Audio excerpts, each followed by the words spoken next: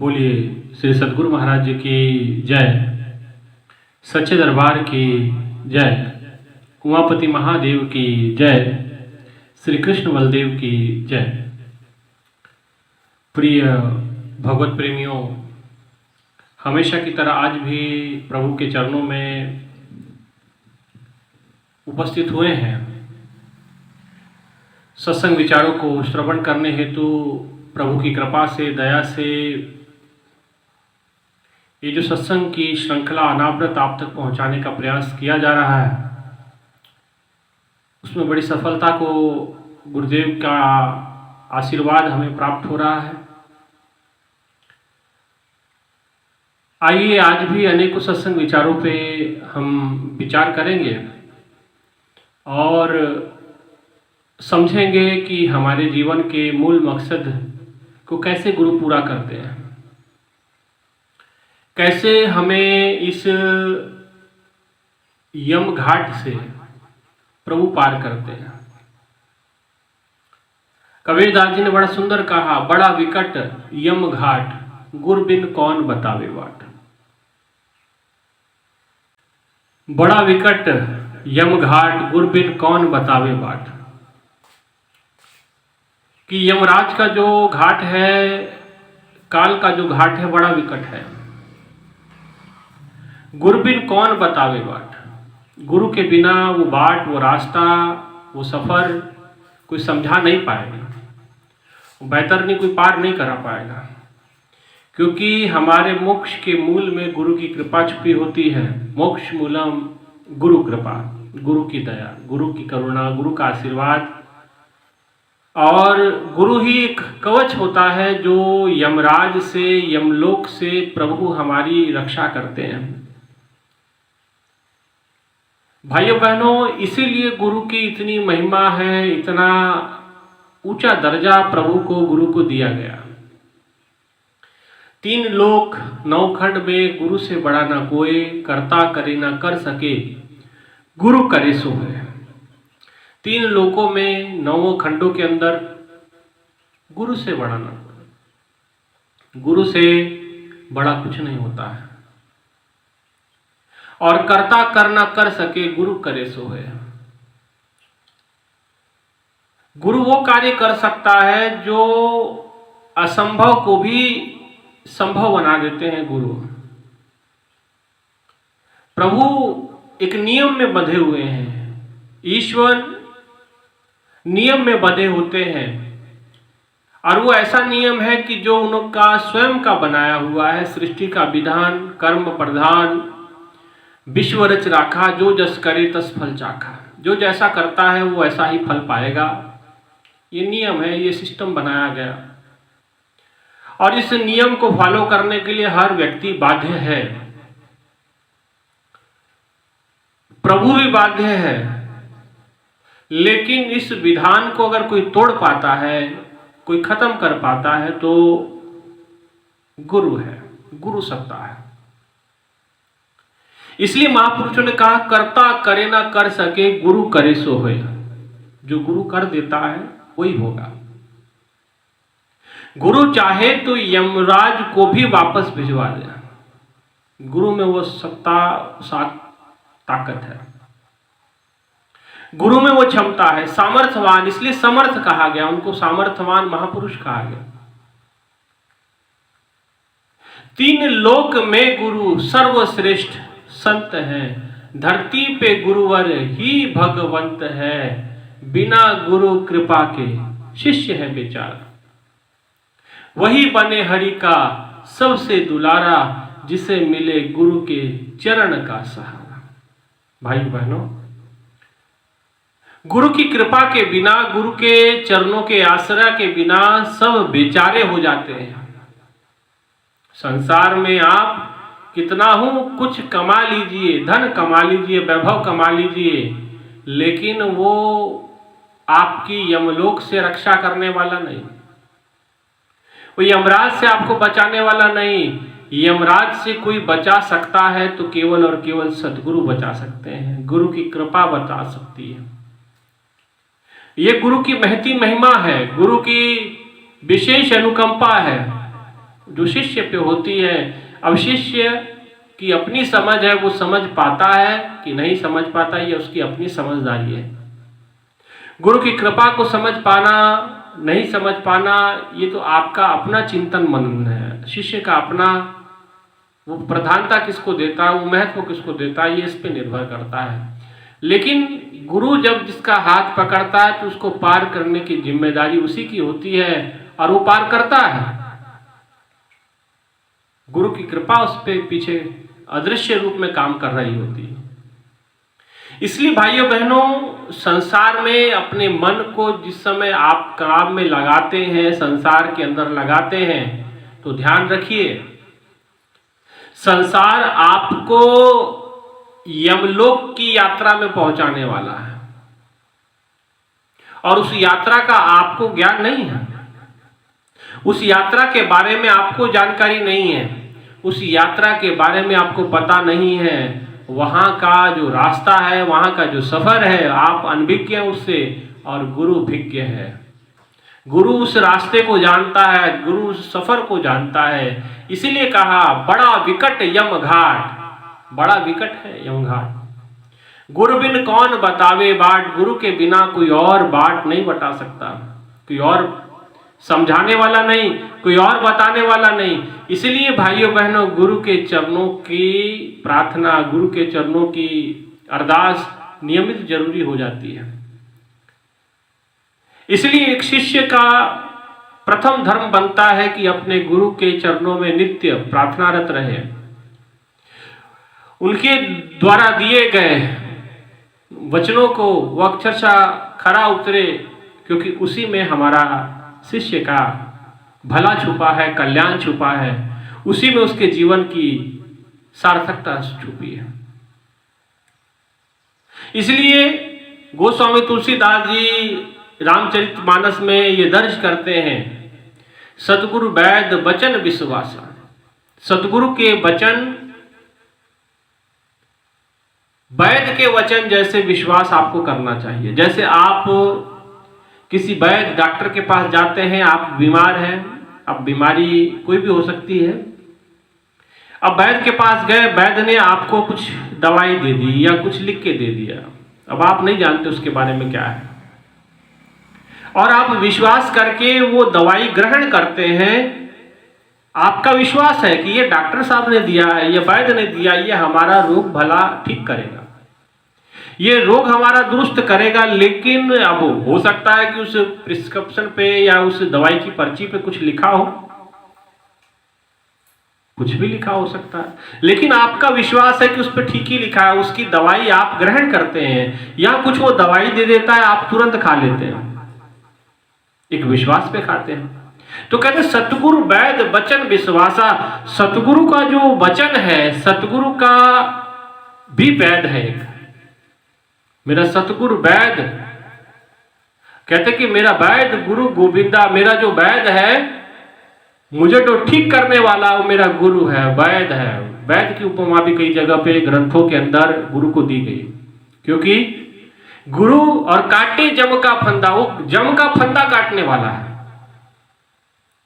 वो हमारे शरीर में जो रोग लगे हैं, जैसे बाहरी वैद या डॉक्टर जो है हमारे शारीरिक रोगों का इलाज कर सकने में संभव है, वो सक्षम होते हैं, उनको वो देखते बराबर समझ में आ जाता सिम्टम्स के आधार पे, और उन लक्षणों के आधार पे वो आपका दवाई अब आपका इलाज कर देते हैं। लेकिन गुरु के सामने आपकी सारी कुंडली होती है, सारी कुंडली होती है, वो आपको जन्मों जन्मों से जानता है, ये बाहरी डॉक्टर नहीं जानता है। डॉक्टर आपके सिर्फ लक्षण देखता है, आपका शरीर पीला पड़ रहा है, नीला पड़ रहा है, आंखों में टार्च मार के देखेगा, मुंह खुलवा के देखेगा, जीभ लंबी करके देखेगा, हाथ से स्पर्श करके देखेगा, महसूस करेगा शरीर गर्म है ठंडा, नहीं तो वो एक उसके पास मशीन होती, कान में लगा करके वो दिल की धड़कन चेक करेगा, नब्ज चेक कर लेगा। तो कुछ अपनी बुद्धि जो उसका अनुभव, उसकी शिक्षा है, उसके आधार पे वो आपके शरीर का निरीक्षण परीक्षण करेगा, और उस आधार पे वो निष्कर्ष निकालता है कि आपको ये बीमारी है, और आप इस बीमारी का ये इलाज है, ये दवाई है, आप इसको ग्रहण करें। लेकिन गुरु को देखना नहीं पड़ता है। जब शिष्य उसके सामने जाता है तो वो पूरा स्कैन कर देता है, जन्मों जन्मों का आपका लेखा जोखा उसके सामने होता है, लेखा जोखा। और उस शिष्य का सारा जन्मों का लेखा जोखा ले करके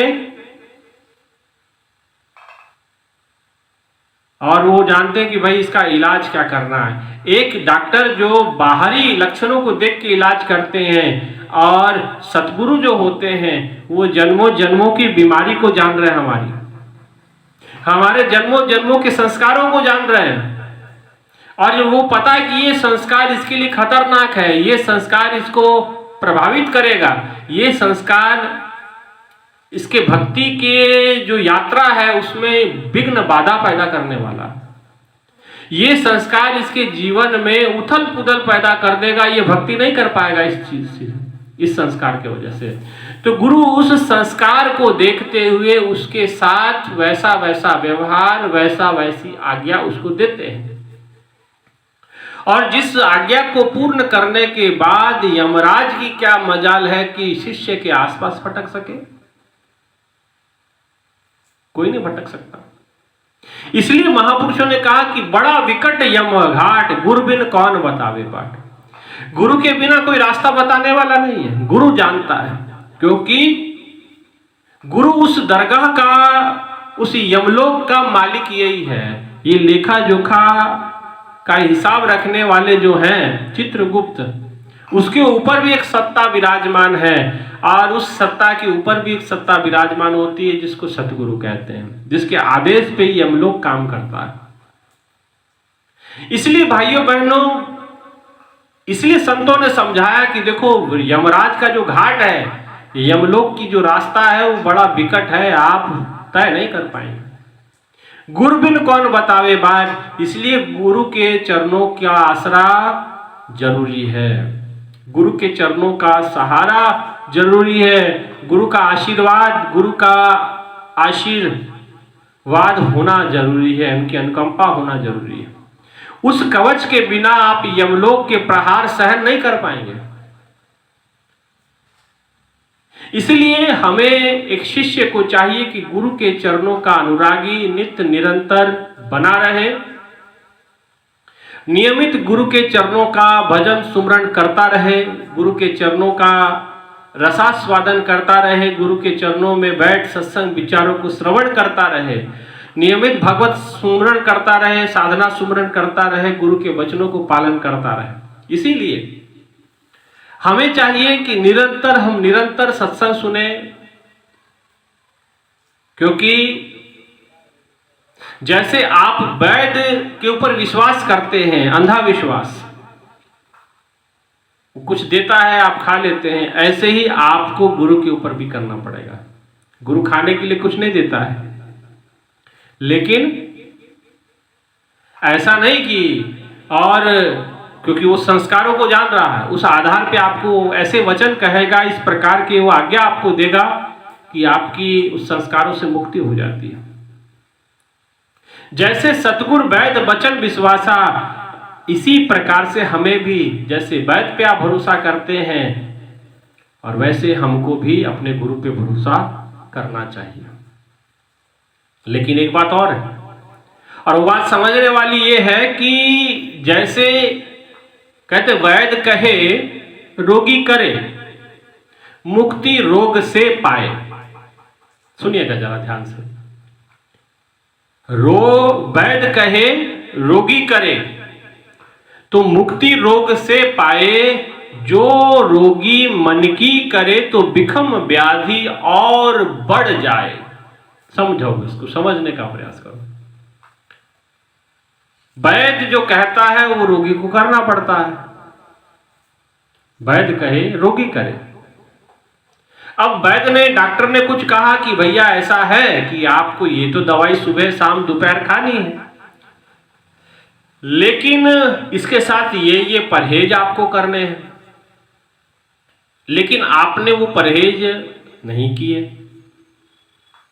आपने दवाई नहीं खाई समय से, आपने डॉक्टर से दवाई ली, ला करके घर की अलमारी में बंद करके रख दी, या आपने कहीं रख दी, ऐसी जगह पे रख दी पूजनीय स्थान पे, और रोज उसकी धूप बत्ती अगरबत्ती कर रहे हैं, आप दीपक लगा रहे हैं उस दवाई को, रोज आरती कर रहे हैं ओम जय जगदीश हरे, तो भाई वो दवाई का आरती करने से आपकी जो है रोग जाने वाला नहीं। रोग तो आपका तब जाएगा जब वो वैद्य ने जो कहा है वो करेंगे, वो जो दवाई दी है वो खाएंगे समय समय से, और जो परहेज कहा है वो करेंगे, तभी आपकी विषम व्याधि खत्म होगी। नहीं तो जो रोगी मन की करे विषम व्याधि और बढ़ जाए। अगर रोगी मन की करता है, रोगी अपनी मनमर्जी करता है, तो ऐसा रोगी कभी ठीक नहीं हो सकता, ऐसा रोगी कभी स्वस्थ नहीं हो सकता, क्योंकि जो मन माना आचरण कर रहा है, वैद्य की बातों को दरकिनार कर रहा है, वो कभी स्वस्थ नहीं हो पाएगा, विषम व्याधि और बढ़ जाए। ऐसे ही सतगुरु है, सतगुरु के वचनों को अगर उल्लंघ करके, कहते गुरु वचन उल्लंघ के जो शिष्य जहां जाए तहां काल है, कहे कबीर समझाए। जो शिष्य गुरु के वचनों को उल्लंघन करके कहीं जाएगा, जहां भी जाए, जहां जाए तहां काल है, कहे कबीर समझाए। जहां जाओगे वहां काल आपके सर पे मंडरा रहा, काल आपका पहरा दे रहा। इसलिए ना कहा, काल के हाथ में तीर कमान, ना देखे बच्चा बूढ़ा और जवान। उसके हाथ में तीर कमान है, वो बच्चा बूढ़ा जवान कुछ देखने वाला नहीं, जब समय आएगा आपको खींच ले जाएगा। लेकिन गुरु का कवच, गुरु का आशीर्वाद अगर साथ है तो फिर आपके साथ ये घटना नहीं होने वाली। मृत्यु सबकी होगी, ऐसा नहीं कि कोई गुरु भक्त है तो उसकी मृत्यु नहीं होगी। लेकिन ये जो बात मैं समझा रहा हूं, ये यम घाट की बात बता रहा हूं। यमलोक में जो यातनाएं हमें झेलनी पड़ती है, एक दुख काटो मेरे राम राय, एक दुख तो बड़ा भयंकर उन्होंने कहा। वो कौन सा दुख? जो अग्न गर्भ में देह बसेरा, जो अग्नि के कुंड में हम गर्भ के अंदर उल्टा लटकते हैं, वो दुख बड़ा भयंकर दुख है। यह रोग, एक रोग मेरा काटो राम है, कि भाई ये मेरा एक जो रोग है, ये जो मेरा कष्ट है, इसे काटो। पुनरूपी जननम पुनरूपी मरना, पुनरूपी जननी जठरे शयनम, बार बार जन्मना बार बार मरना, ये तो बड़ा भयंकर दुख माना गया, जो मरने का दुख है। और आप समझे मृत्यु आसान नहीं होती। मृत्यु के समय पीड़ा हो तपार, जैसे बिच्छू 1000 डंक मारे एक बार। 1000 बिच्छू एक साथ डंक मारते हैं, इतना भयानक दर्द होता है, इतनी भयानक पीड़ा होती है, इतनी भयानक कष्ट का इंसान को झेलना पड़ता है। लेकिन गुरु की कृपा से मृत्यु देखिए सबकी है, लेकिन कोई सहजता से अपने शरीर का त्याग कर देता, और कोई कहते कि एक जंजीर बांध के जाता है और एक मुस्कुराता हो, एक सिंहासन चढ़ चले, एक चले बंधे जंजीर, और एक बांध करके जंजीरों में लेके जाया जाता, दोनों में फर्क है। एक हंसता हुआ, कबीरदास जी कहते कि जब हम पैदा हुए जग हंसे हम रोए, अब ऐसी करनी कर चले, अब हम हंसे जग रोए। अब हम हंसते हुए जा रहे हैं, हम रोते हुए नहीं जा रहे। अब हमें शोक नहीं है हमें जाने का, अब हमें दुख नहीं है, अब हमें कष्ट नहीं है। क्यों? क्योंकि वो कष्ट अब गुरु ने खत्म कर दिया, वो कष्ट सदगुरु ने निवारण कर दिया, वो कष्ट समाप्त हो गया। आवागमन की जो लड़ी थी वो समाप्त हो गई, पुनर्जन्म और बार बार जन्म मरण का जो चक्र था वो समाप्त हो गया। गुरु ने ऐसी कृपा कर दी, ऐसी दया कर दी। ऐसी दया प्रभु ने की। इसीलिए भाइयों बहनों, कोई ये कहे कि भाई गुरु जी से ज्ञान लिया तो मृत्यु नहीं होगी, है ये बात तो कोई बात नहीं हुई। जिसने जन्म लिया उसका मरण निश्चित है। जिस दिन जन्मे थे उसी दिन मरण तय हो गया, जिस दिन पैदा हुए थे उसी दिन मरने वाला दिवस भी हमारा तय कर दिया गया कि आप इस दिन इस समय इस तरीके से मरेंगे। तो भाइयों बहनों, आप इसको स्वीकार कर लें, आपका जीना आसान हो जाएगा। लेकिन आप मरण को स्वीकार नहीं करते हैं और जन्म तो स्वीकार कर लेते हैं, उसके ऊपर चिंतन नहीं होता है। और जन्म मरण से जो बचाने वाले हैं वो सतगुरु, उनके वचनों को पालन करना अनिवार्य होता है। अगर आप उनके वचनों को पालन नहीं करेंगे तो जहां जाए तहां काल है, कहे कबीर समझा, जहां जाओगे वहीं काल का बसेरा है। इसलिए महापुरुषों ने कहा कि संतों की सेवा, सतगुरु की सेवा, सतगुरु के वचनों को धारण करना बहुत जरूरी है, लेकिन संतों से बड़े दूर भागते हैं। संत गुरु के वचनों से, गुरु के शरण में जाना लोग जायज नहीं समझते, कि ठीक बात नहीं है, भक्ति भगवान की करनी है, गुरु की क्या आवश्यकता है। भाइयों बहनों, गुरु की तो आवश्यकता है। राम कृष्ण ते को बड़े तीन भी तो गुरु कीन, तीन लोग के नायिका गुरु आगे अधीन। तीनों लोगों के जो नायक थे राम और कृष्ण से कौन बड़ा हो सका है, उनसे कौन बड़ा हुआ, युग पुरुष माने गए। तीन भी तो गुरु कीन, वो भी गुरु की शरणागत होते हैं। भगवान कृष्ण दुर्वासा ऋषि जी की शरण में जाते हैं, संदीपनी मुनि जी के ऋषि की शरण में जाते हैं। भगवान राम गुरु वशिष्ठ के चरणों की सेवा करते हैं। कई समय तक गुरुकुल में रह करके, कितने समय तक गुरुकुल में रह करके उन्होंने उनके पास उस ज्ञान को अर्जित किया, उनसे शिक्षा दीक्षा अर्जित की। विश्वामित्र जी की चरणों की सेवा की, गुरुजनों के चरणों की सेवा की। तो उनसे बड़े क्या हम हो चुके हैं? क्या आपको लगता है कि जब वो गुरु की शरण में गए, हमारे आदर्श राम जी कृष्ण जी होते हैं, तो क्या जिनको आप आदर्श मानते हैं, क्या उनकी ये बात आपको मानना जायज नहीं है? वो कहते हैं कि भाई राम कृष्ण थे को बड़े तीन भी तो गुरु कीन, उन्होंने भी तो गुरु की शरण में गए।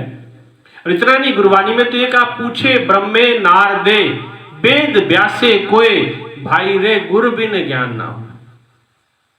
महापुरुषों ने कहा, गुरुवाणी में आता है ब्रह्मा जी से पूछ लो। अब कई लोग ऐसे भी हैं जो ब्रह्मा जी हुए नहीं हो, अब गुरुवाणी में जाके पूछे आप। गुरुवाणी कहती कि पूछो, जाके पूछो। किससे? ब्रह्मा जी से पूछो। पूछे ब्रह्मे नारदे, नारद जी से पूछो, जो ध्रुव के प्रहलाद के गुरु हुए हैं, जिनके एक तारा पे हमेशा भगवान का सुमरन चिंतन चलता है, नारायण नारायण जो जप रहे हैं। नारद जी से जाके पूछो। वेद व्यास से कोई वेद व्यास से कोई किसी से जाके पूछ ले, भाई रे गुरु बिना ज्ञान ना हो। गुरु के बिना ज्ञान थोड़ी होगा, गुरु के बिना मुक्ति थोड़ी होगी। और रिते ज्ञानेन मुक्ति, और उसी ज्ञान से मुक्ति होगी, उसी ज्ञान से मुक्ति होने वाली है जो गुरु कृपा से आपके हृदय में प्रकट होने वाला है। इसलिए भाइयों बहनों, गुरु के चरणों की सेवा बड़ी जरूरी है। गुरु के चरणों का आशीर्वाद होना बड़ा अनिवार्य है, अन्यथा आप इस भक्ति के पथ पे बढ़ नहीं पाएंगे, आगे नहीं जा पाएंगे, आप कुछ प्राप्त नहीं कर पाएंगे, अपने जीवन को सफल सार्थक नहीं कर पाएंगे। यमराज का डंडा आपके लिए तैयार मिलेगा।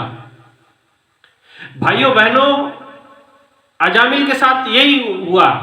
अजामिल गुरु का शिष्य है, एक आज्ञा, एक वचन उसको दिया गया। गुरु ने कहा कि देखो आप किस रास्ते से आते हो, पूछा। उन्होंने कहा कि मैं शहर के मध्य से आता हूँ, शहर के नगर के मध्य में से मैं रोज आता हूँ आपके द्वार तक, गुरु दरबार तक। गुरु जी ने कहा कि देखो अब नगर के बीच में से नहीं आना, अब बाहर वाले रास्ते से आना, बाईपास करके आना सब कुछ। मैंने कहा ठीक है गुरु जी। तो कुछ दिनों तक तो वो रास्ते से आया जिस रास्ते से गुरु ने कहा, लेकिन एक दिन मन ने कहा कि चलो अब जल्दी चलना है इसी रास्ते से, पता नहीं गुरु जी ने क्यों कह दिया उस रास्ते से, और नगर के मध्य वाले रास्ते से पहुंच गया। तो नगर के रास्ते मध्य रास्ते से पहुंचा, हुआ क्या कि उस रास्ते से जब वो गुजर रहा था, अचानक उसकी एक नजर एक अटारी पे खड़ी महिला पे पड़ी, एक स्त्री पे पड़ी। वो अपने बाल सुखा रही थी, बड़ी सुंदर थी। उन्होंने इनके तरफ देखा, अजामिल ने उसके तरफ देखा, आंखों आंखों में बातें हुई, और अजामिल को लगा कि भाई कितनी सुंदर महिला है, काश ये मेरे पास होती। मन में सोचने लगा, भाव ऐसे आने लगे, लेकिन अपने आप को वहां से हटाया, गुरु के दरबार में पहुंचा, गुरु महाराज जी को प्रणाम किया। गुरु जी ने कुछ कहा नहीं, आज गुरु उसको चेक कर रहे हैं, देख रहे हैं कि भाई आज इसके मन में क्या चल रहा। कुछ दिन बीते, फिर उसी रास्ते से आना जाना हुआ, उसको रोज देखता रोज। अब धीरे धीरे उनके घर के भीतर भी प्रवेश कर गया। अब निकला वो गुरु दरबार के लिए। अब वो गुरु दरबार नहीं पहुंचता, अब उसी के पास रहता, उसी के पास समय बिताता। धीरे धीरे उसी के साथ उसने रहना शुरू कर दिया, क्योंकि बड़े कुल का था और वो उसकी उस नगर की नगर वधू थी। बहुत सारे लोगों का आना जाना उसके पास था। लोगों ने बड़ा छीटू किया, लेकिन लोगों की एक न मानी, गुरु की एक न जानी, और धीरे धीरे उसी के साथ उसने रहना स्वीकार किया। उसकी कुलीन पत्नी थी, बच्चे थे, उसको छोड़ करके वो उसके साथ रहने लगा। गुरु ने देखा कि भैया शिष्य का तो काम खराब हो गया, शिष्य तो रास्ता भटक गया। और इस स्थिति में वो अजामिल पहुंच गया कि भाई उसने तो संतों का आदर अनादर करना शुरू कर दिया, अनादर करना शुरू कर दिया। लेकिन गुरु की कृपा कहाँ छोड़ने वाली। गुरु का, जिसको गुरु ने जन्म दिया, सतगुरु के जन्म में कौन मिटाए। जिसे गुरु ने जन्म दिया उसे कौन मिटा सकता है। और कहते हैं कि बहुत समय जब ऐसा बीत गया, अजामिल की उसी स्त्री के साथ बच्चे भी हो गए। और एक बार उसकी पत्नी, जो वो नगर वधू थी, वो पत्नी का रूप ले ली, और वो जो है उसका बच्चे होने वाले थे।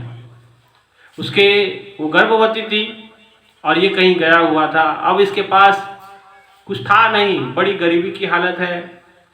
और कहते हैं कि संतों ने कहा कि जाओ, गुरु ने शिष्यों को कहा कि जाओ भिक्षाटन करके आओ। भिक्षा मांगते मांगते उन्होंने कहा कि देखो, समझा दिया सारी बात कि ऐसे ऐसे जगह पे जाना है और भिक्षा जरूर लेनी है, क्योंकि उस पर करुणा करनी है, कृपा करनी है, और कुछ आशीर्वचन जरूर करके आने हैं।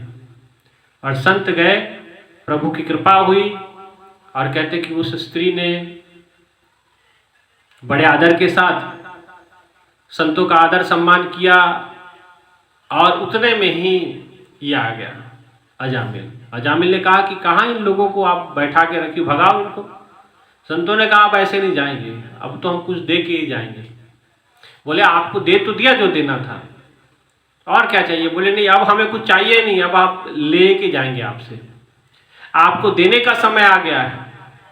बोले क्या क्या देना चाहते हो। बोले नहीं, अब पहले वचन दो कि जो हम कहेंगे वही आप करोगे, और तभी हम यहाँ से जाएंगे। बोले बोलो। कहते बड़ा हट किया, लेकिन माना नहीं। संतों ने भी हट कर ली कि हम जाएंगे तभी जब आप वचन दोगे। तो बोले ठीक है, आप जो बोलोगे हम पूरा करेंगे। और कहते हैं उन्होंने कहा कि देखो आपकी पत्नी गर्भवती है, कुछ समय के बाद इससे संतान होगी, उस संतान का नाम आप नारायण रख देना, यही हमें चाहिए। बोले ठीक है, हम रख लेंगे। अश्रद्धा पूर्वक कहा। लेकिन कुछ समय के बाद देव संयोग से उस स्त्री ने पुत्र को जन्म दिया, और देव संयोग से उसका नाम नारायण रखा गया। अजामिल को तो याद नहीं था, लेकिन उसकी पत्नी को याद था, नाम रख दिया गया नारायण। अब नारायण से बड़ी प्रीति थी उसे। अजामिल को छोटे पुत्र से बड़ा मोह था, स्नेह था, बार बार नारायण नारायण जपता। और ऐसे करते करते काफी लंबा समय बीत गया, और अंत समय जिस समय आया, यमराज ने उसके बाल पकड़े, घसीटे, जब लेके जाने लगे तो चिल्लाने लगा नारायण नारायण नारायण।